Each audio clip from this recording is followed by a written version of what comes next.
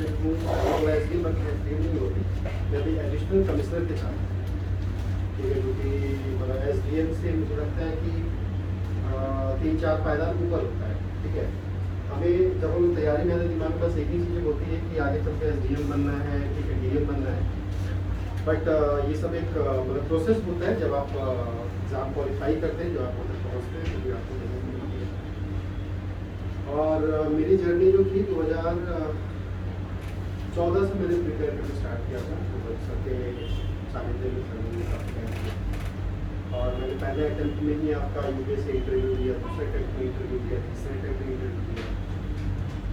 तो और इस क्रम में क्या हुआ कि अब घर वाले बोलने लगे यार सिर्फ इंटरव्यू दो, कभी मतलब छोड़ना भी तो चाहिए, तो मुझे लगता है कि इस बार तो क्लियर होता है, हो ही जाएगा।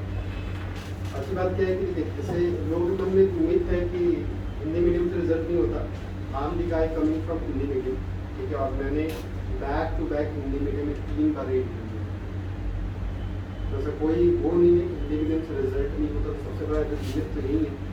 और इंटरव्यूज़ वगैरह में इंटरव्यू भी बहुत अच्छे थे मेरे, बहुत अच्छे थे। 187 मार्क्स कहते हैं, 160 प्लस जिसका लगता है फिर वो आईएएस के लिए एलिजिबल हो जाता है। मैंने हर बार इससे ज़्यादा नहीं, फिर समथिंग वी कॉल दी किस्मत का लेकिन थोड़ा वो वीक रहा था, इसकी वजह से वो मेरा क्लियर नहीं हो पाया। और अभी मेरे पास 2 अटेम्प्ट हुए, क्योंकि जब मैंने 4th अपना यूपीएससी पेपर दिया था तो प्रीलिम्स में डिस्क्वालीफाई कर गया था। उसका कारण है कि प्रीलिम्स है, उसका पेपर का नेचर कभी अलग होता है, कभी अलग होता है, तो खैर वो तो अलग चीज़ है। उसके बाद फिर मैं बीपीएससी की तरफ सोचा कि चलो एक जॉब तो चाहिए होगा, तो बीपीएससी की तरफ बोला, बीपीएससी की बोलने का मैं फर्स्ट कर दिया, लेकिन मेरा क्लियर हो गया, क्योंकि मुझे समझ में आ गई कि यार ये तो बहुत मतलब किया जा सकता है, ये आपके रेंज वाला पेपर था। तो सीधा पॉइंट पे आते हैं, ये तो मेरा इंट्रोडक्शन हो गया। तो पढ़ने पढ़ाने के क्रम में मैं हमेशा स्टूडेंट के साथ जुड़ा रहा, मैं बाजीराम फोरम IAS, ठीक है, उसके बाद सर के साथ में, उसके बाद आपका ये जो कहते हैं आप ये विजन IAS, वहाँ लगभग मैं 4 साल मेंस की कॉपी चेक करता था। मेंस जो आप लोग टेस्ट लिखते हैं उसकी मैं कॉपी चेक करता था। मेरा अभी तक का जो सबसे अच्छा स्टूडेंट रहा है उसका नाम बताता हूँ, आप लोग जरूर जानते हैं, 2015 बैच का 15-16 बैच का IAS टॉपर रहा था, यानी कि जिसने भी नाम सुना होगा। तो मैं एक्चुअली हूँ हिंदी मीडियम से, बट मैं सारी चीज़ें इंग्लिश मीडियम का पढ़ता हूँ, जहाँ से मुझे जो मिलता है मैं उसको पढ़ने की कोशिश करता हूँ। तो लैंग्वेज कोई बैरियर नहीं होता, जिसमें मैंने पेपर हिंदी में लिखा, आराम से क्लियर हुआ, कोई दिक्कत नहीं था। तो मेरा अभी तक का सबसे जो बेस्ट जो स्टूडेंट जो निकला, जो रैंक 1 लिया, अनुदीप, ठीक है, एंड तो उसका ऑप्शन था और मैं उसका एथिक्स का टीचर था। अच्छी बात ये कि मैंने 3 बार ही यूपीएससी मेंस दिया। लास्ट टाइम जब मैं मेंस लिखा था तो मैं हिंदी मीडियम को ऑल इंडिया रैंक 1 था, लेकिन मेरे मेंस में सबसे ज़्यादा मार्क्स थे, बट अनफॉर्चुनेट था कि मैं फाइनल लिस्ट में नहीं आ पाया। आई थिंक वो साल में कट ऑफ आपका 982 गया था, मतलब वो जो कैटेगरी के लिए, और आई गॉट 967, वहाँ पे जाकर के मैं ये हो गया। मतलब उस समय मेरे इंटरव्यू में मार्क्स थोड़े कम आए, इसलिए उसमें बाहर गया, बट उस समय रैंक 1 था हिंदी मीडियम के, मतलब मेंस का। और एथिक्स में मैंने हर बार ही स्कोर किया, तो हिंदी मीडियम में मैंने रैंक 1 लिया। मेरा एथिक्स अच्छा था, किसी के लिए सारे कोचिंग मुझे बुलाया करते थे। अपार्ट फ्रॉम दिस, ये तो मेरी जर्नी रही। आप लोग सारे बच्चे लोग जो भी हैं, मतलब बच्चे के स्टूडेंट लोग जो भी हैं, मतलब तो यूपीएससी और मतलब सब लोग सिविल वाले ही होंगे, ठीक है। अच्छा, ये मिक्सअप बैच हिंदी इंग्लिश दोनों मीडियम साथ में बैठे हो। तो सबसे पहले तो आप ये समझिए एग्ज़ाम क्लियर कैसे होता है और एग्ज़ाम क्लियर कब नहीं होता, ठीक है, और एग्ज़ाम क्लियर कब होता है। इसमें से कितने लोग हैं जिन्होंने पहले अटेम्प्ट किया हुआ है? तो आप लोग का मतलब प्रीलिम्स मेंस कहाँ तक आप लोग गए? मेंस आपका मतलब क्लियर नहीं हुआ, क्यों?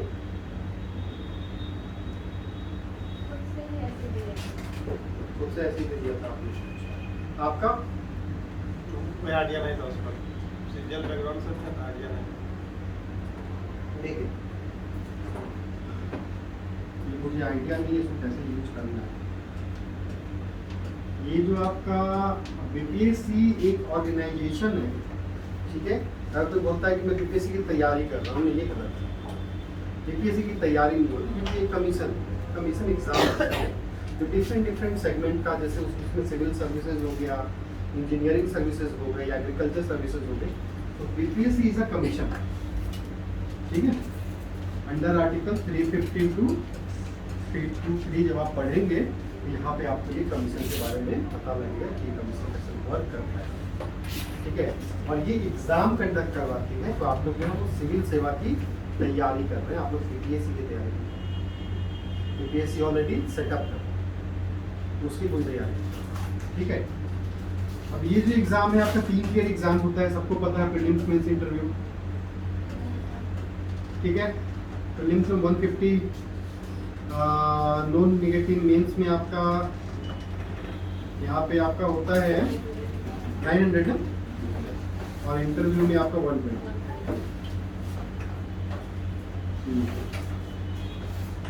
रिजल्ट कहाँ से आता है, मैं सीधा पॉइंट क्या करके रिजल्ट, क्योंकि मेरे पास में ज़्यादा टाइम नहीं है, 1 बजे मुझे यहाँ से निकलना है, इसीलिए रिजल्ट आता है कुछ चीज़ों से। पहले तो कॉन्सेप्ट बिल्कुल क्लियर होना चाहिए, जो भी चीज़ें आप पढ़ते हैं उसको आप अच्छे से क्लैरिटी के साथ पढ़ें, ठीक है। जो भी चीज़ें बेसिक्स कहाँ से आती हैं, 6 से 12 NCERT, ठीक है। ये आपका जो है ये बेसिक्स देता है आपको, जैसे इस बार मैं आपको बता रहा हूँ, यूपीएससी मेंस का 2020 या 21 का क्वेश्चन था, 20 का था कि भारत एक उपमहाद्वीप है, मतलब क्या है, इंडिया एक सब कॉन्टिनेंट, ठीक है। तो ये आप देखिए तो क्लास 6 या 7 के एनसीईआरटी ज्योग्राफी का पहला लाइन, तो डायरेक्ट क्वेश्चन आता, मतलब आपको फीचर्स पता होने चाहिए। अब जैसे लिखता है कि भारत एक उपमहाद्वीप में, मान लो अगर लिखता है ये,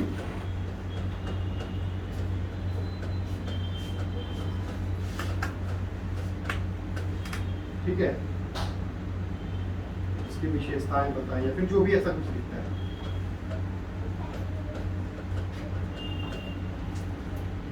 सबसे पहले हमें ये देखना है भारत, भाई भारत, इंडिया क्यों नहीं, हिंदुस्तान क्यों नहीं, ठीक है। सिंपल सा इसी को समझना है।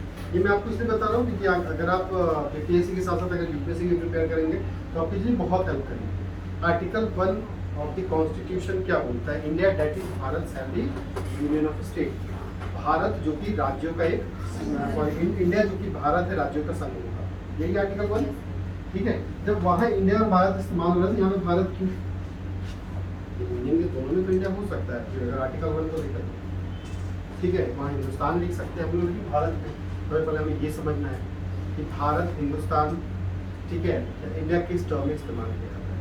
ट्रेड के लिए हिंदुस्तान अगर होता है तो भारत, उसके उसके हम लोग जोग्राफिकल या फिर सोशल इकोनॉमिक जब उसको देखते तो हम लोग भारत से डील करते हैं। जैसे जैसे मान लीजिए यहाँ पे उपमहाद्वीप है, तो पहले तो हम ये समझेंगे ये क्या है, या फिर महादेश क्या है, या फिर जो भी इस टाइप की चीज़ें, ठीक है।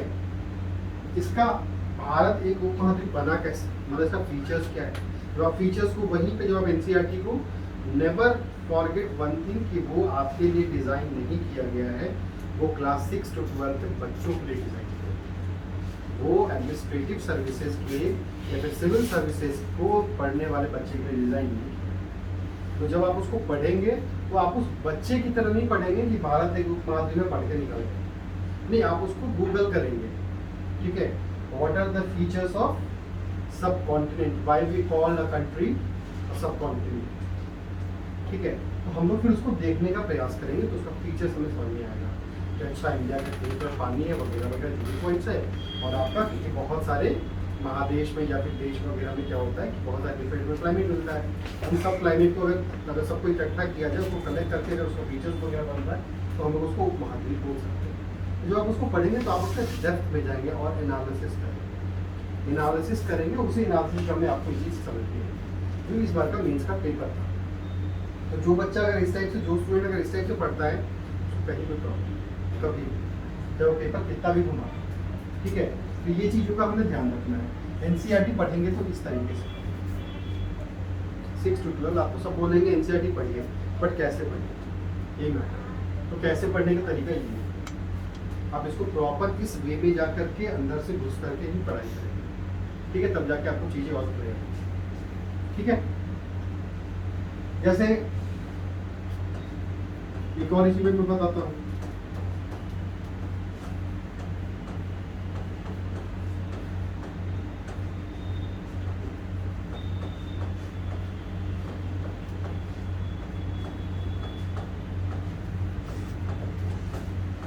दोनों में क्या अंतर है?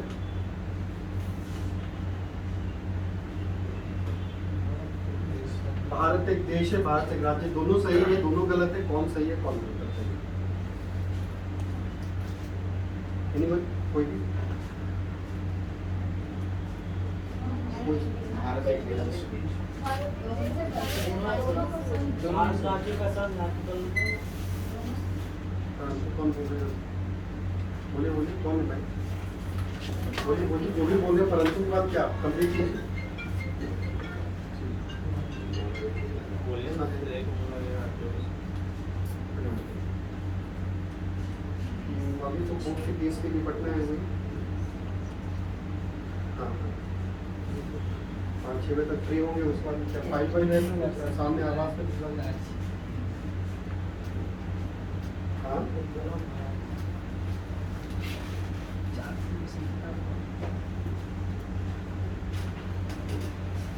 कल फाइल पे साइन होगा तो कोई दिक्कत, या फिर मान लीजिए अगर ज़्यादा अर्जेंट है तो 7-8 बजे हम पटना पहुँच जाएंगे। तो फाइल जो है शाम में मुझे भिजवा दीजिएगा तो कल सुबह हो जाएगी। ये तो फिर एक काम कीजिए, डीडीसी सर से जा करके करवा लीजिए, डीडीसी सर को कह दीजिए सभी पटना में केस की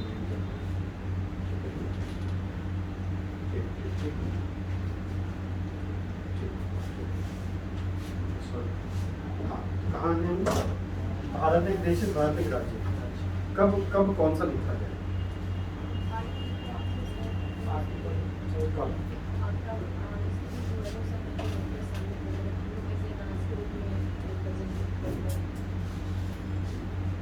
और भाई आपका नाम क्या है?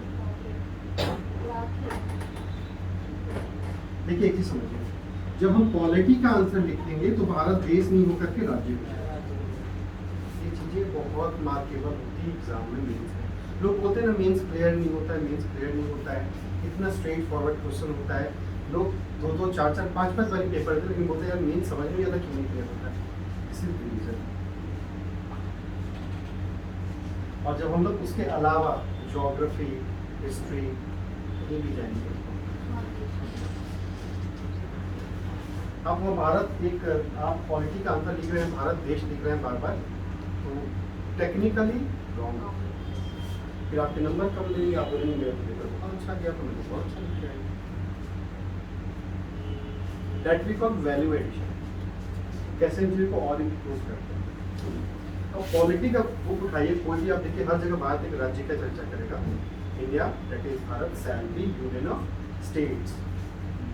आर्टिकल 1 नहीं कहता भारत को स्टेट बोला, वहाँ तो कंट्री को लिखा नहीं। इन ज्योग्राफी में लिखिएगा तो इंडिया इज अ सब कॉन्टिनेंट, ठीक है। या फिर इंडिया का लोग जो लोकेशन आपको बताएगा वो बोलेगा इतना लैटिट्यूड उतना लैटिट्यूड में वो कंट्री स्थित। यही डिफरेंसेज आ जाता है। तो पढ़ाई की क्रम इन सब चीज़ों को ध्यान में रखते हैं, ठीक है। और आप लोग भी ध्यान में रखेंगे तो आपको भी बेनिफिट होगा, ठीक है। तो ये आपका बेसिक्स हो गया। रिजल्ट कहाँ से आता है? बिहार के एग्जाम को प्रॉपर यूपीएससी की बात कर रहे हैं, ठीक है। एक तो हिस्ट्री, ठीक है, बिहार, साइंस और करेंट। हिस्ट्री से 40 से 45 क्वेश्चन, ठीक है। बिहार से कितना 20-25, चलिए ठीक है 20 से 30 कर देते हैं।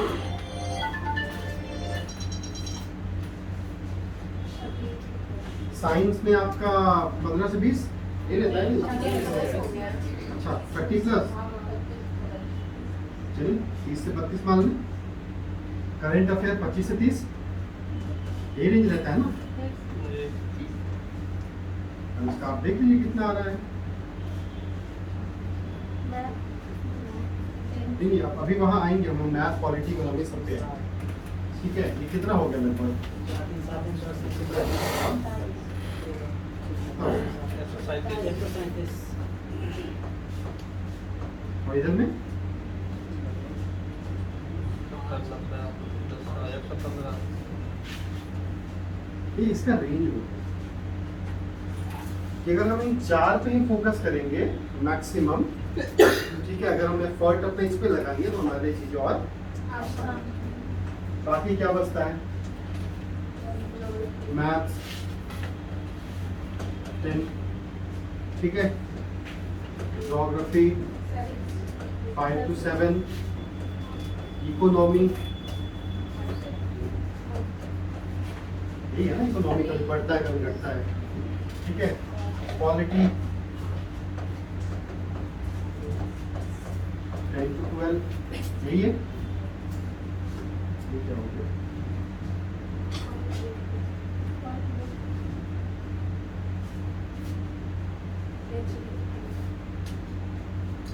कोई इसको कर सकता है, ये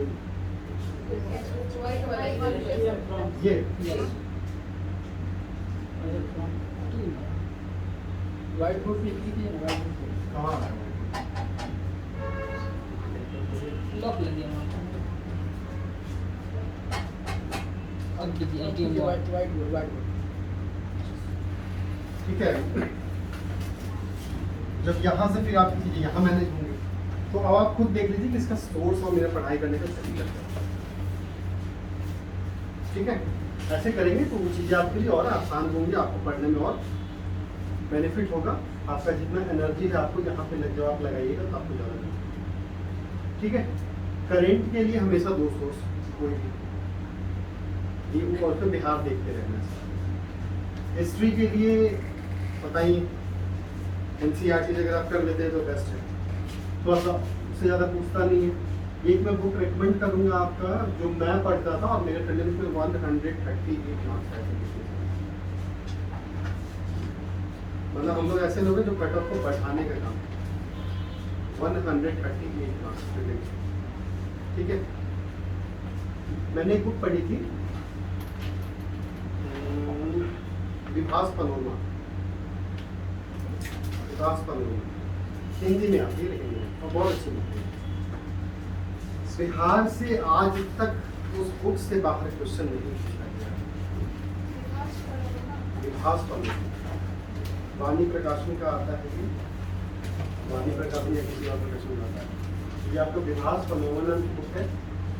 मतलब ये जो 20 से 25 क्वेश्चन है ना, ये आपको क्या क्या हेल्प करता है, आपको पूरा एग्जैक्ट वहीं से दिखता है। तो एग्जैक्टली इंग्लिश में नहीं आती, हिंदी में नहीं आती। अब बिहार स्पेशल के लिए विकास पनोरमा, एक पतली सी आती है, एक मोटी सी आती है। वो मोटी से बुक जो आपका 200 पेजेस का होता है, वो बिल्कुल आप रेड करके रखिए, सर्वे वर्वे सब हो जाता है। ठीक है, तो वहाँ से आपको काफ़ी हेल्प करेगा। हिस्ट्री के लिए आप जो बेसिक सोर्स इस्तेमाल कर रहे हैं, चाहे वो RS शर्मा हो या फिर स्पेक्ट्रल हो, आप कीजिए। ठीक है, इसको अगर आप जोड़ लेंगे विभास पनोरमा तो आपको एग्जाम होगा।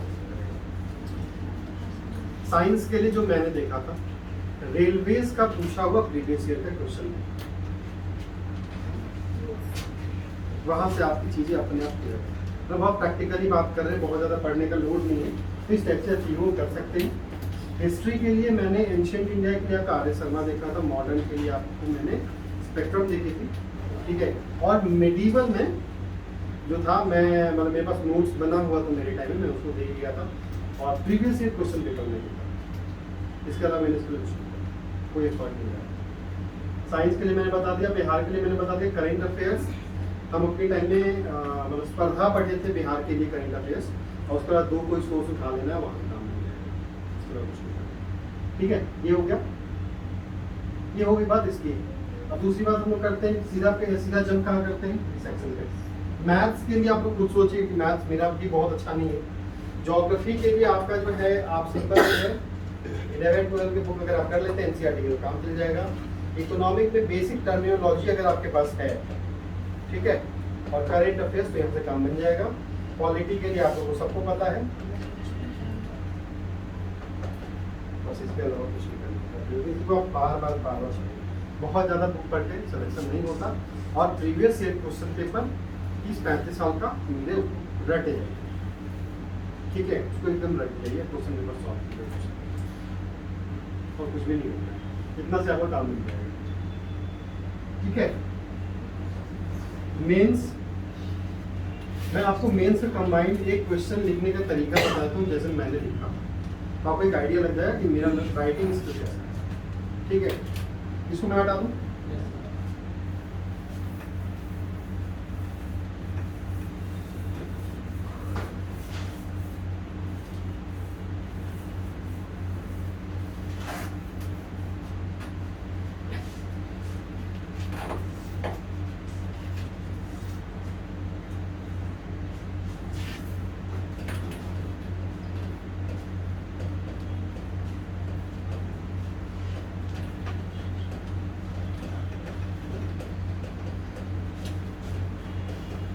ऐसा कुछ क्वेश्चन होता है,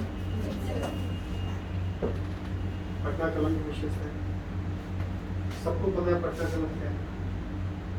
ठीक है,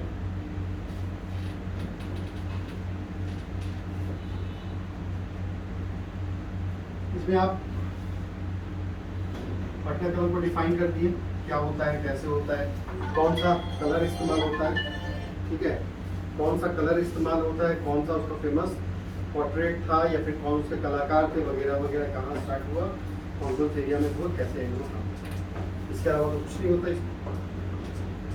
बट कॉपी कैसे डिफरेंट करेंगे, ये तो सब लिखते हैं, जब सब यही लिखते हैं तो सबका कनेक्शन क्यों नहीं होता, कुछ चुनिंदा लोगों का कनेक्शन क्यों होता है।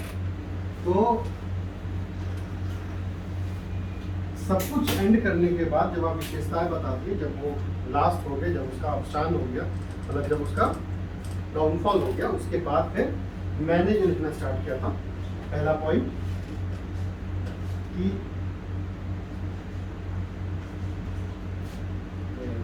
बूम बूम ये होम नीचे होम बेटा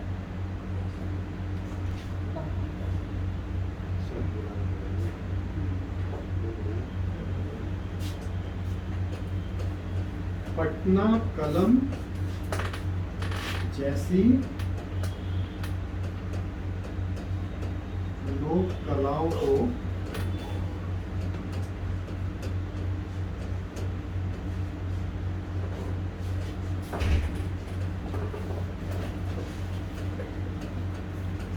प्रमोट करने के लिए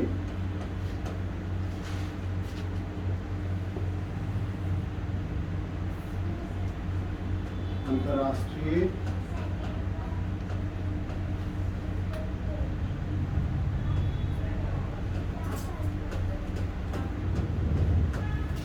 पर किए गए प्रयास। पटना कलम जैसी लोक कला, यहाँ जैसी लगा दिया मैंने। इस टाइप का जो भी जिनका जो एंशियंट कल्चर था उसको वो डेवलप करने के लिए क्या क्या किए, मैंने इस टाइप का पॉइंट बनाया और मैंने एग्जांपल दिया किसका, चाइना का, जापान का, साउथ कोरिया का, और मैंने इसका एक एक एग्जांपल याद कर लिया क्योंकि मुझे पता था कि पेपर में ऐसा आना है। तो अंतर्राष्ट्रीय स्तर पर किए गए प्रयास, इसके ग्राउंड पर फिर मैंने उसको जस्टिफाई किया कि अगर भारत सरकार ऐसा करती है तो फिर इससे कितना बेनिफिट होगा। पहला पॉइंट मैंने लगाया। दूसरा पॉइंट अंतर्राष्ट्रीय हटा के मैंने राष्ट्रीय कर दिया, जहाँ पर मैंने नॉर्थ ईस्ट का एग्जाम्पल दिया, साउथ इंडिया का एग्जाम्पल दिया, और उसको मैंने पुट किया कि इस टाइप से प्रयास किए जाएंगे तो पटना कलम जैसी लोक कलाएं जो है वो प्रमोट होंगी। ठीक है, उसके बाद मैंने डाला बिहार सरकार के प्रयास। तो बिहार सरकार को मैंने क्या किया कि किए गए प्रयास नहीं, बिहार सरकार को क्या प्रयास करना चाहिए ये मैंने कर दिया। वहाँ पर मैंने उस टाइम देखा था तो आपका वॉल पेंटिंग चल रहा था पूरे शहर में, ये मधुबनी आर्ट को लेकर के मैंने वहाँ पे डाला कि मधुबनी आर्ट के साथ ही पटना कलम को प्रमोट किया जाए। ठीक है, तो एक आपका जो मतलब जो मरा हुआ जो आपका कला है वो फिर से पुनर्जीवित हो सकता है। दूसरा जितने भी बीटीबी से बुक्स हैं, ठीक है, उसके कवर पेज पे हम लोग अगर पटना कलम की चित्रकारी करवाएं, ठीक है, इससे लोगों को काफ़ी बेनिफिट होगा। ठीक है, ये किया मैंने। उसके बाद मैंने फिर यहाँ पॉइंट डाला, ये तो 3 पॉइंट हो गए, अंतर्राष्ट्रीय, राष्ट्रीय, बिहार। चौथा पॉइंट मैंने लगाया है पटना कलम बनाम उभरता बिहार, या फिर पटना कलम बनाम विकसित बिहार। इससे इसको मैंने जोड़ा कहाँ से, फीमेल से, यानी कि वुमेन एम्पावरमेंट यानी महिला सशक्तिकरण से। जिनको महिलाओं को ज़्यादा प्रमोट करेंगे तो उनको क्या मिलेगा, उनको पर कैपिटा इनकम उनका इन्हेंस होगा, ठीक है, यानी प्रति व्यक्ति आय उनका बढ़ेगा। पर कैपिटा इनकम जब इन्हेंस होगा तो वो बच्चों की पढ़ाई में इन्वेस्ट करेंगे। इसकी वजह से क्या होगा कि आने वाला जो बिहार का जो आपका जनरेशन है और जो हम लोग लिटरेसी रेट में काफ़ी डाउन है वो भी ज़्यादा प्रमोट होगा। उसके बाद मैंने इसको और कहा, जो मैंने जो आपका ये जो ट्राइबल्स हैं जो बिहार के जो 1.2 या 3% के आसपास जो ट्राइबल्स हैं उसको मैंने ऐड करने की बात की यहाँ पे। जब हम लोग उसको जोड़ेंगे तो क्या होगा, मुख्य धारा से वो लोग अटैच होंगे, जो आपका मेन लाइन से आएंगे, ठीक है, और सोसाइटी में उनके लिए एक बढ़िया छाप छूटेगा, ठीक है। उसके बाद मैंने क्या किया, यहाँ मैंने SC/ST से इसको कनेक्ट किया। अगर हम लोग SC/ST को भी इसमें जोड़ते हैं जिनके पास आज के टाइम में कोई मतलब रोजगार नहीं है, उनको रोजगार नहीं है, ठीक है। उसके बाद मैंने इसको MSME से अटैच कर दिया। अगर MSME से करेंगे तो उससे आपको ज़्यादा बेनिफिट होगा। और मैंने क्या किया, इसको टूरिज्म सर्किट से जोड़ दिया कि जहाँ जहाँ इसका लोकेशन है आप वहाँ पर टूरिस्ट सर्किट बना करके आप टूरिज्म प्रमोट कर सकते हो, बिहार पर रेवेन्यू मिले। तो मुझे लगता है कि बिहार सरकार को अगर इस टाइप का अगर किया जाए तो ऑब्वियस की बात है, जो बिहार जो आपका अल्प विकसित है वो कहीं ना कहीं विकसित होने के कगार पे आएगा। तो मैंने इस टाइप का पॉइंट बनाया था एग्जाम, मतलब चार पांच पॉइंट जो मैंने बनाया एकदम डिफरेंट। आप सोचिए ये सिर्फ आपकी सोच से निकलती है, क्योंकि पटना कलम के बारे में जो मैंने आपको बताया या फिर जो भी आपने बुक से पढ़ा, सबने वही चीजें बुक में पढ़ी है, सबने एक टाइप का पढ़ा। बट आपने कभी, जैसे मैं आपको बता रहा हूँ, आपने कभी ऐसा सोचा था क्या? ठीक है, किसी ने नहीं सोचा था। तो एग्जामिनेशन में जब आप जाते हैं तो आपको इसी टाइप से आपको सोचना पड़ता है और आप बिल्कुल शॉक हो जाएंगे। मैंने DI सॉल्व नहीं किया एग्जाम में, लेकिन मेरी मैथ्स बहुत निहायत ही वीक, ठीक है। और मुझे GS 1 में 182 मार्क्स मिले, DI छोड़, ठीक है। अगर DI जोड़ के अगर 72 मार्क्स में मेरी मैथ अच्छी होती मेरा रैंक और बेहतर, लेकिन मिलता था प्रशासनिक सेवा, ठीक है। GS 2 मैं 200 टच कर गया था, 200 टच कर गया था सिर्फ GS के लिए। और GS 2 हमारे टाइम में जो मतलब मैं GS 2 का टॉपर, ठीक है, क्योंकि मेरी मेंस बहुत अच्छी है। आज तक मैंने कोई मेंस फेल नहीं की। कारण उसका क्या है, क्योंकि मेरा सोचने का तरीका ये है। जब आप इस टाइप से सोचेंगे तो आपका कोई भी मेंस कहीं पे रुकेगा नहीं। क्योंकि आप देखिए 5 नए पॉइंट आपको लग रहा होगा कि अगर इस टाइप से डालेंगे बहुत डिफरेंट, ठीक है। पेपर लिखना है तो 2 चीजें हमेशा ध्यान रखनी है। पहला, पॉलिटी के अंतर में प्रीएम्बल के वर्ड्स, प्रस्तावना के शब्दों का इस्तेमाल खूब सारा करें। केसेस, आर्टिकल्स, अमेंडमेंट्स, ये उसका मसाला है, इसके बिना आप नहीं जा सकते। ARC रिपोर्ट कोट करना है, कमिटीज का नाम कोट करना है, ठीक है। कुछ भी खुद पे नहीं लेना है, चाहे वो GS 1 हो GS 2 हो, ठीक। सोसाइटी के लिए काम करना है और प्रशासनिक सेवा का पदाधिकारी बनना है। तो मतलब 2 पॉइंट, आपका सामाजिक यानी कि सोशल, और दूसरा एडमिनिस्ट्रेशन का पॉइंट एग्जाम में आंसर में होने को चाहिए। एक काम सोसाइटी के लिए करना है और दूसरा प्रशासनिक स्तर पे क्या किया जाए। वहीं से हमारा मेन सा कॉपी चेंज हो जाता है, वहीं से हम श्योर हो जाते हैं। और जितने भी मेरे आप सर से या फिर कहीं से पूछेंगे, मैंने BPSC पेपर प्रीलिम्स दिया था और मैंने बोल दिया था कि इस बार ही तो मतलब बिहार एडमिनिस्ट्रेटिव सर्विसेज लग जाएगा।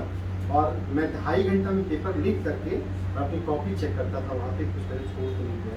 2.5 घंटा में पेपर लिख रहा था, क्योंकि मेंस, क्योंकि UPSC मेंस लिखने की आदत थी तो वहाँ पे फटाफट हो जाता था।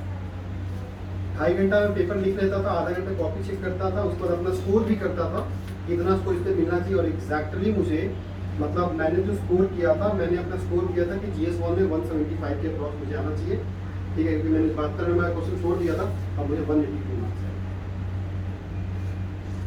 तो ये आपका कॉन्फिडेंस बढ़ाता है इस टाइप का।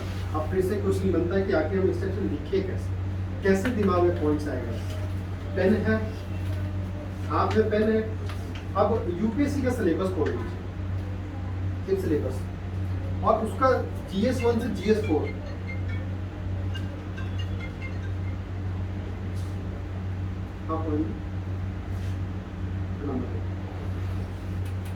अभी तो वो केसेस के लिए पटना है हुए हैं आपके नगर निगम का ही केस है इंजीनियर वाला।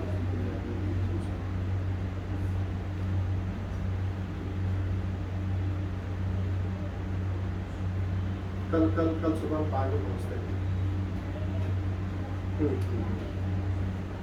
ठीक है,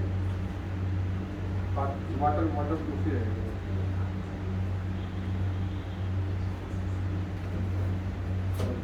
हाँ तो GS1 से GS4 चले जाते हैं। पेन है GS1 में क्या क्या सब्जेक्ट है, किसी को याद है? यूपीएससी का सिलेबस कोई देखा है अभी तक? खोलिए उसको, देखिए। हिस्ट्री से स्टार्ट होता है, यहाँ से स्टार्ट करेंगे तो क्या स्टार्ट होगा? पेन का हिस्ट्री स्टार्ट होगा, पेन का हिस्ट्री स्टार्ट होगा नहीं। तो इसके बाद क्या आता है? ज्योग्राफी आता है। पेन कैसे बना, कौन से क्लाइमेट में बना, ठीक है। फिर आपका इकोनॉमी होता है, ठीक है, पॉलिटी होता है, उस सेक्शन में सोचना है। सोसाइटी होता है, इंटरनेशनल रिलेशन होता है, इसमें सोचना है तो पॉइंट। पेन का ज्योग्राफी क्या हम सोच सकते हैं?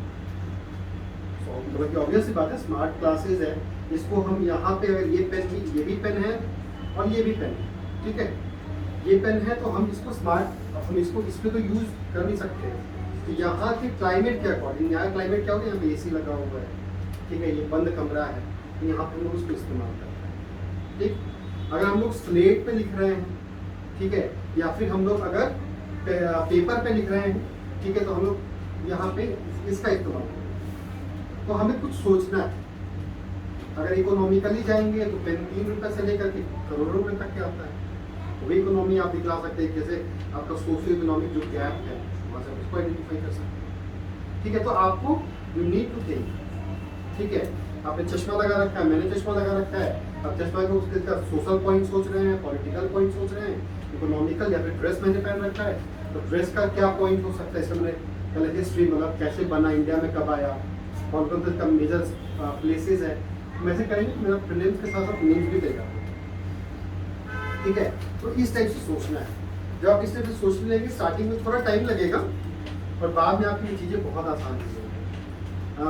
मैं आर्टिकल भी ऐसे पढ़ता था, हिंदू वगैरह या फिर एक्सप्रेस वगैरह की, टॉपिक देख लेता था, उस पर आर्टिकल बंद कर देता था, उसके बाद उसके जो भी मतलब इकोनॉमिकल पॉइंट, सोशल पॉइंट, ठीक है, जोग्राफिकल पॉइंट, ऐसे में उसको सोचता था, पहले सोच में उसको लिखता था कि उसका करेंट अफेयर्स क्या हो सकता है, उसका IR क्या हो सकता है, इंडिया के लिए क्या हो सकता है, वर्ल्ड के लिए क्या हो सकता है, लिख देता था पहले। उसके बाद खोलता था, उसके बाद पढ़ता था। पढ़ने के बाद में जो पॉइंट मेरा और जो एडिटोरियल में है जो मैच हो गया, मैंने उसको कट कर दिया, ये पूरा हो गया। ये एग्जाम में लिखेंगे सब ये लिख गया, जो बाकी जो बच गया वो पेपर मिला कर, क्योंकि क्या हो गया, वो बिल्कुल डिफरेंट हो गया, ऐसा कोई नहीं लिखेगा। और ऐसा जो मैंने आपको बताया ना, ये शायद ही कोई आपको बताएगा, ठीक है। तो आपको आंसर को ऐसे इम्प्रूव करना, जो आप करेंगे तो अपने आप आपका मेन आंसर राइटिंग लिखेगा, चीज़ें लिखेंगी, ठीक है। IR वाले क्वेश्चन में थोड़ा मैपिंग कर लेंगे, ठीक है। और सारे क्वेश्चन में चाहे वो कोई कैसा भी करेंट अफेयर पूछ ले, बिहार सरकार का एग्जाम है तो बिहार का पॉइंट होना बहुत जरूरी है। एक पैराग्राफ पॉइंट्स कहाँ से निकालेंगे? सर्वे का फर्स्ट चैप्टर, ठीक है, जब उसका जो ओवरव्यू है, एक अवलोकन है, उसको पढ़ लेंगे, कौन से सेक्टर में कितना ग्रोथ हुआ है, कैसे कैसे काम हो रहा है, उसको देखते देंगे, वहाँ पे कर लेंगे। बस यही चीज़ है, आप इसको जैसे जैसे करेंगे वैसे आपको बेनिफिट होगा, ठीक है। तो इस टाइप से कीजिए चीज़ों को, उसके बाद चीज़ें आपके लिए बहुत आसान हो जाएगी। फिलहाल आज क्योंकि मेरे पास टाइम की ज़बरदस्त क्राइसिस है, मैं जब भी दोबारा आऊँगा तो आपको ज़रूर मिलूँगा। ऐसे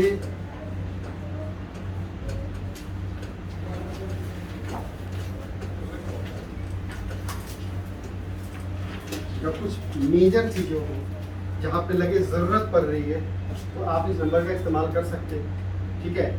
हाँ, ये भी अगर मैं फ़ोन नहीं उठा रहा हूँ तो इसका मतलब ये नहीं कि बैक टू बैक कॉल कर, ठीक है। इसका मतलब है कि मैं कहीं मीटिंग में बैठा हूँ या फिर मैं किसी अपडेट काम कर रहा हूँ। हाँ जी,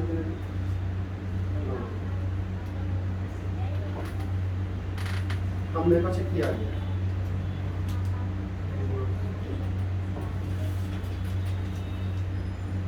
ठीक है। जो आपको लगे ऐसा तो फिर आप इसका इस्तेमाल कर सकते हैं, ठीक है। विवेक मेरा नाम हुआ, आपने उसको ज़रूरत पड़ी तो यूज कीजिए, आंसर वांसर लिखिएगा, भेज सकते हैं, ठीक है। मुझे जब भी टाइम मिलेगा 1, 2, 4, 5 या फिर सप्ताह दिन में उसको पढ़ करके रिप्लाई कर दूँगा, एट अ टाइम पॉसिबल नहीं हो पाएगा, ठीक है। ये क्योंकि आप लोग भी देख रहे हैं कितना बहुत ज़्यादा कॉल्स आ रहे हैं, इसी के लिए आज के लिए आप लोगों का बहुत बहुत धन्यवाद और I wish you all the best. अच्छे से पढ़ाई कीजिए। ठीक है, अच्छे से पढ़ाई कीजिए। और जहाँ भी लगे, एक चीज़ हमेशा याद रखिएगा कि मैं बहुत एवरेज स्टूडेंट था, बिहार बोर्ड का स्टूडेंट हूँ, पास आउट हुआ हूँ 12 में 57% मार्क्स, सेकेंड डिवीजन।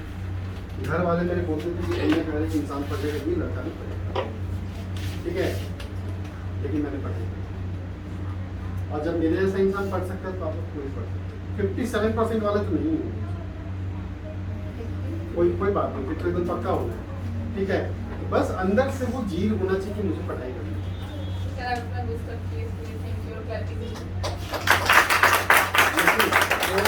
चाहता हूँ कि आप लोग भाई जब भी मतलब करें, बहुत अच्छे से करें, ठीक है। और जहाँ कहीं भी दिक्कत हो आप बेझिझक कॉल कर लीजिए। इवन ज़्यादा अच्छा है, कॉल करने से पहले एक बार मैसेज ड्रॉप कर लीजिए। अगर मैं फ्री रहूँगा मैं कॉल बैक कर लेता हूँ, क्योंकि आप लोग जैसे 8-10 स्टूडेंट को मैं मुजफ्फरपुर में बिठा के डेली पढ़ाता हूँ, ठीक है। तो मुझे स्टूडेंट के साथ बात करना, मतलब उनके प्रॉब्लम्स को सॉल्व करना मुझे अच्छा लगता है। मुझे लगता है कि जितना मैं कर सकता हूँ मैं कर देता हूँ, मेरा जितना काम है उतना मैं हेल्प कर देता हूँ। बट हाँ, कोशिश यही करना है कि फालतू इंटरटेन करने के लिए कॉल नहीं करना। हाल समाचार सब हमेशा बहुत अच्छा रहता है, ठीक है, और आप लोग का भी अच्छा ही रहेगा। तो वो सब चीज़ों के लिए कॉल नहीं करना है। जो प्रॉब्लम एक साथ 4-5 प्रॉब्लम इकट्ठा करके फिर आराम से कॉल करना है, ठीक है।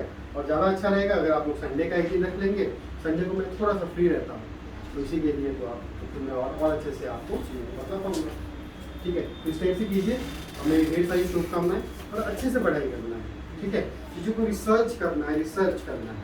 अब जब आप अपना आंसर ऐसे लिखेंगे ना तो आई एम डैम श्योर कि आप बोलेंगे कि मेरा रिजल्ट आएगा कि नहीं आएगा। तो कोई भी आदमी जो है ना, कोई भी स्टूडेंट इस टाइप से आंसर फ्रेम नहीं कर पाता, क्योंकि इसके लिए क्या चाहिए, थिंकिंग प्रोसेस चाहिए। और एडमिनिस्ट्रेशन में थिंकिंग प्रोसेस ही है। अभी मैं आपको पढ़ाते पढ़ाते यही सोच रहा हूँ कि अभी जज साहब के पास में जाऊँगा मैं क्या क्या वहाँ पे अपना पॉइंट रखूँगा, वो किसी बुक में नहीं लिखा रहता है। तो जब आप इस समय से थिंकिंग प्रोसेस में आ जाएंगे ना तो आपको जॉब करने में बहुत आसानी होगी। और बिलीव कीजिए बहुत रॉयल जॉब है, एडमिनिस्ट्रेटिव सर्विसेज बहुत रॉयल जॉब है। मेरे पास अभी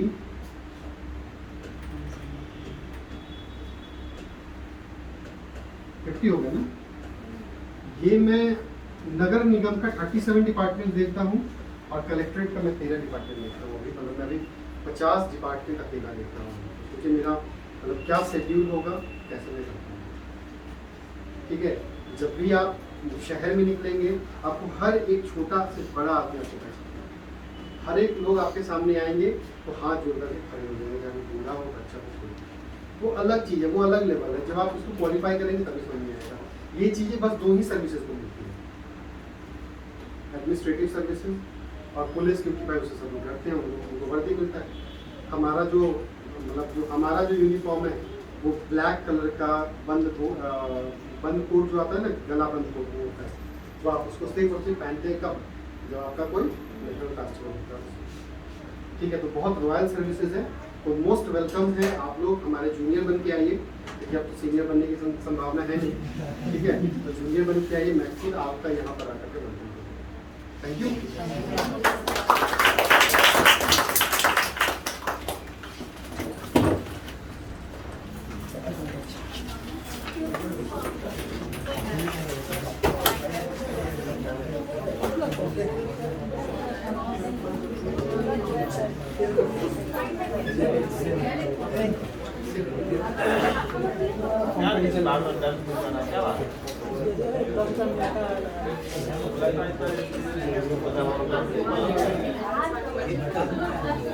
आप लोग बैठना आ रहे हैं।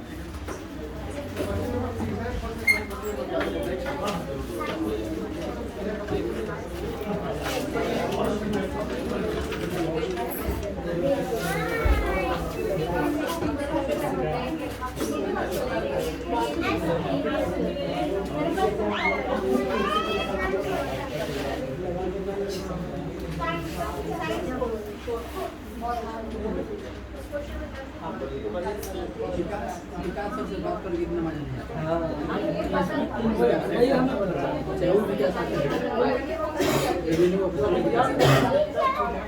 वही